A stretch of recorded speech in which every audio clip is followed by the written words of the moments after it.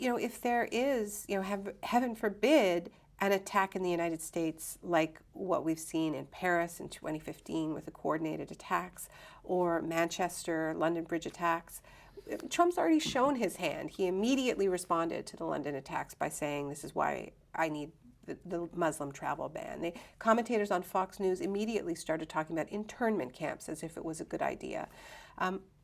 There is a toxic to-do list on the Trump agenda, and it will rear its head at the first large-scale crisis. I'm here today with Naomi Klein to talk about her new book, No Is Not Enough, published by Haymarket Press. Naomi, thanks for joining us. Thanks. It's great to see you, Rob. Let's talk about right now. Right now, we have a president who I think is the effect of a despairing society.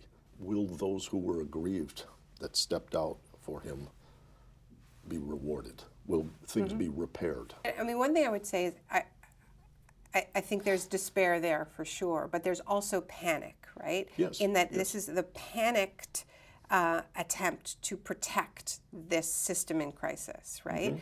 To assert the crudest form of dominance, right? Yes. Dominance over other people. Climate change is not happening. So, reasserting that dominance over nature. That was being questioned, right? And to just go back to the past, to go back to this mythical past for us, for a minority of the country that he's speaking to. So I think it's a combination of despair and just this very panicked idea of just like locking down on this dominance-based worldview. We are in a time where I think it's just morally culpable to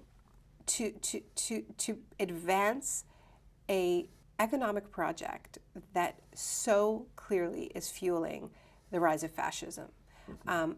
We have seen it again and again across Europe since 2008, where brutal economic austerity has been imposed, and the rise of parties like Golden Dawn. And we also see that they start to recede when there is something tangible on the table, when it is not just centrist neoliberal parties offering more of the same. And we saw this with Corbyn as well. UKIP lost their one seat.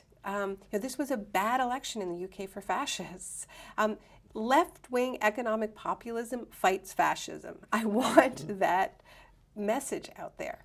And neoliberalism is fueling it. And to me, one of the greatest scandals of our time is that an institution like the International Monetary Fund, which was formed in part in the aftermath of the Second World War and the Holocaust, specifically to prevent the types of conditions that led to the rise of fascism in Weimar Germany, is systematically creating the conditions around the world. Economists tend to view politics as over here and messy, and this is a technocratic domain for experts.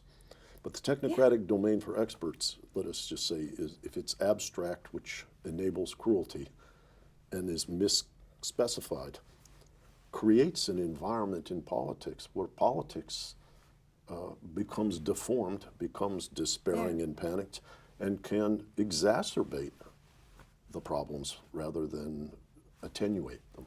And I think economics should be part of political science, and the whole divorcing of economics. Political economy is inseparable. Yeah. I mean, and this is why. I mean, Keynes predicted this after the Treaty of Versailles. He said, "Vengeance will not limp." I mean, he knew that this economic punishment of Germany was going to come back in an extremely ugly form, and we need economists who understand politics. The reason why I think it's important to look at Trump as a brand is because the brand he's selling is this intensely authoritarian brand, right? And so he has never played by the rules of politics. He came into politics playing by the rules of a brand, and the only rule that a brand needs to follow is stay true to your brand, right?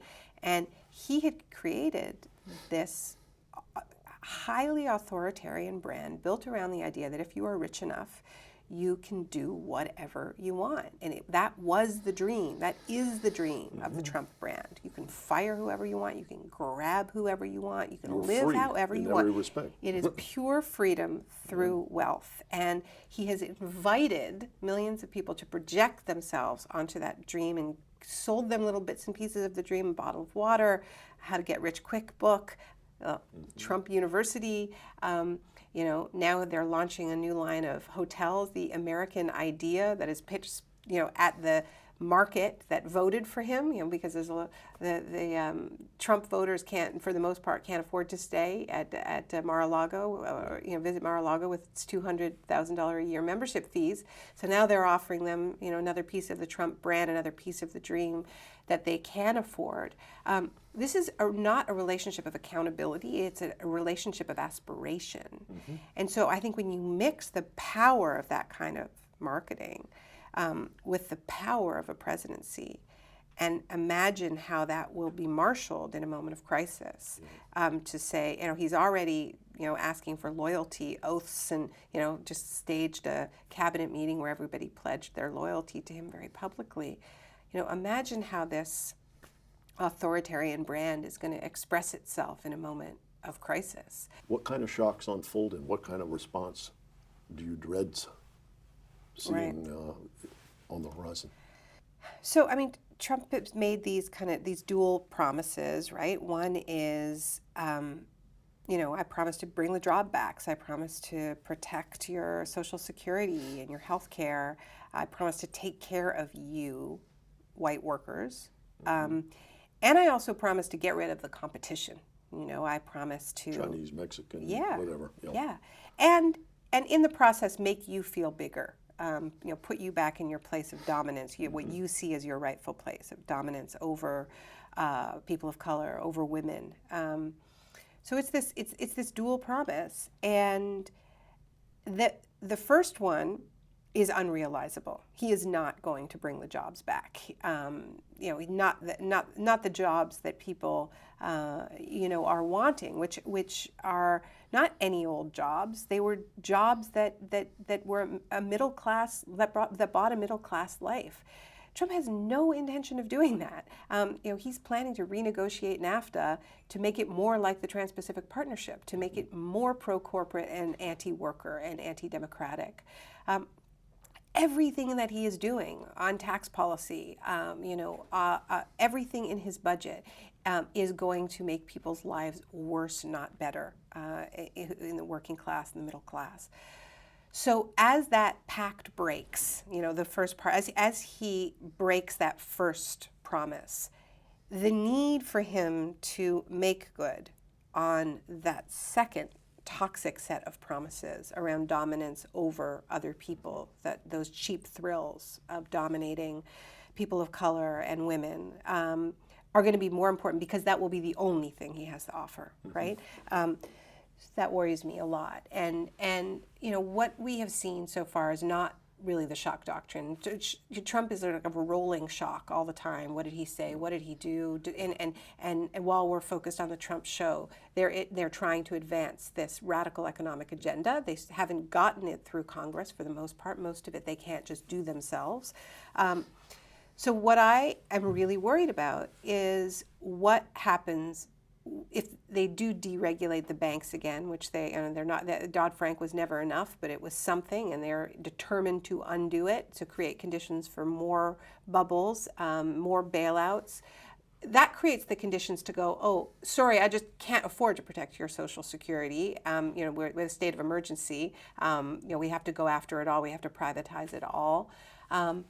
And if there is, heaven forbid, an attack in the United States like what we've seen in Paris in 2015 with the coordinated attacks, or Manchester, London Bridge attacks, Trump's already shown his hand. He immediately responded to the London attacks by saying, this is why I need the Muslim travel ban. The commentators on Fox News immediately started talking about internment camps as if it was a good idea. There is a toxic to-do list on the Trump agenda, and it will rear its head at the first large-scale crisis, when there is the ability to declare some kind of state of emergency or state of exception.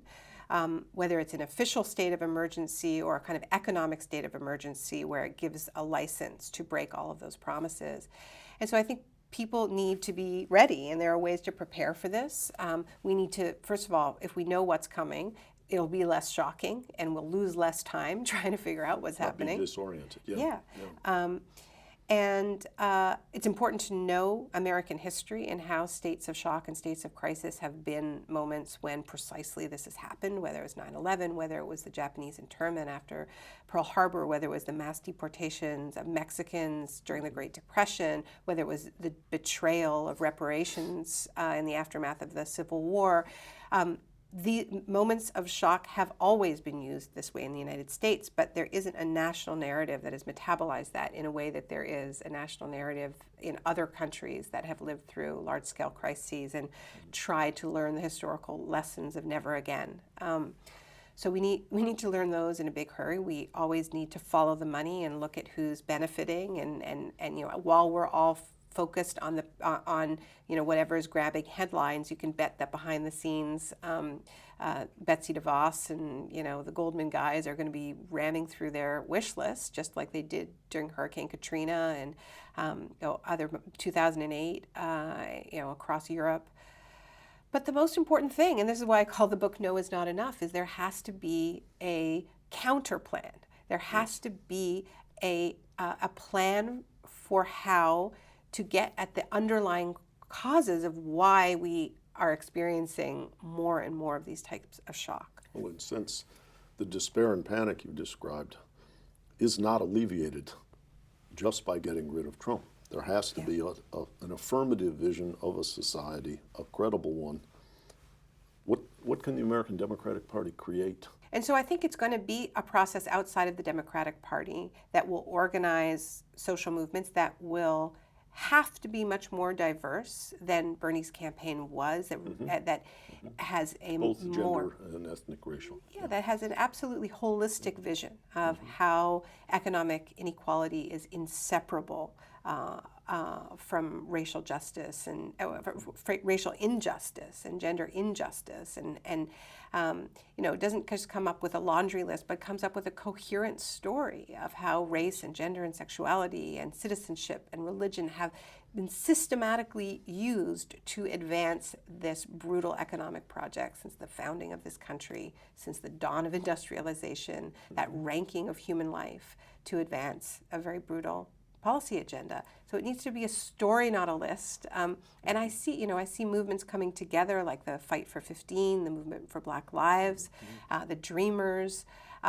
Reverend Barber's Yes, People's Campaign. Great example. Yeah, and actually, I think it's going to start it is starting at the state level. You have examples like that. There's an amazing process beginning in Michigan of bringing climate, workers' rights, racial justice, the most impacted communities like Flint, Michigan, Detroit, together. And I think it's going to bubble up, and it's going to be, maybe more like what happened inside the Labor Party with an insurgent campaign, or maybe it'll be another party if the Democratic Party is stupid enough to try to go to war against these forces and repel it. It's not going to go anywhere. I mean, people understand that this is the path. And the Democratic Party will, this will either be a successful insurgency, or people will peel off and put this energy into a third party. And of course, the worry is that will then split the vote. So that this is where we are. There are enough people who understand that this is the only alternative, that they're going to put those energies somewhere. And they will be resisted by the power brokers in the Democratic Party. I mean, that's clear. But it isn't clear that they will win, because there are huge numbers on the other side here, and momentum.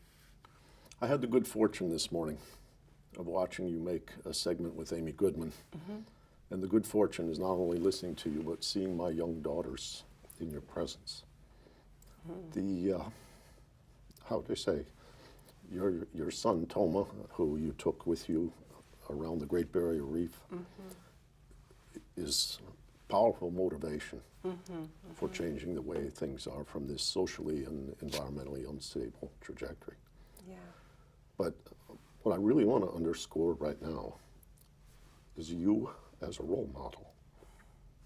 for the young scholars that are involved with us here at INET. You seem almost unbounded in your courage. You foment critical discourse. You know people are going to disagree with you, but you've kind of, how would I say, found a strength to actually resist writing books too frequently until you do have an insight. You have a capacity for pattern recognition that's breathtaking. And I think that economists, social thinkers, people who want to enact constructive change in a very stressful, painful, and frightening time can all learn from your example. Thank you. Thank you so much, Rob.